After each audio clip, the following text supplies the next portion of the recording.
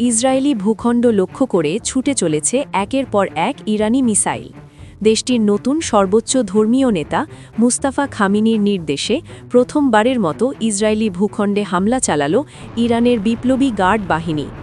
এসব মিসাইলের লক্ষ্য ছিল তেল আবিব সহ ইসরায়েলের মধ্যাঞ্চলের বিভিন্ন এলাকা।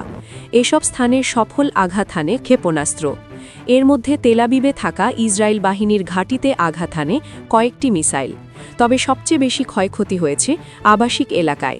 এসব আবাসিক এলাকায় আকাশ প্রতিরক্ষা ব্যবস্থা মোতায়েন করে রাখে আইডিএফ। ইরানি মিসাইলে ধ্বংস হয়েছে ভূগর্ভস্থ বাংকার। বলা হচ্ছে ইরানের হামলায় এটি এখন পর্যন্ত ইসরায়েলের সবচেয়ে বড় ক্ষয়ক্ষতি। যুদ্ধ শুরুর পর এখন পর্যন্ত ১৩ ইসরায়েলি নিহতের খবর মিলেছে। ২৪ ঘণ্টায় আহত ১.৫ শতাধিক। হামলা চালানো হয় আরব আমিরাতের ভূখণ্ডেও। ইরানি ড্রোন ধ্বংসের ফুটেজ প্রকাশ করে আবুধাবি। এছাড়াও হামলা চালানো হয় কুয়েতের মার্কিন ঘাঁটিতেও। তবে আরব দেশগুলির মধ্যে সবচেয়ে বড় হামলা হয়েছে বাহরাইনে। দেশটিতে ইরানের ড্রোন হামলায় আহত ৩২ জন। অন্যদিকে ইরানের কুর্দি অধ্যুষিত অঞ্চলে গোয়েন্দার রাডার ধ্বংসের দাবি করছে তেহরান।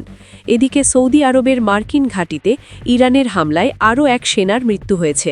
এ নিয়ে ইরানের হামলায় ৭ মার্কিন সেনা নিহত হল।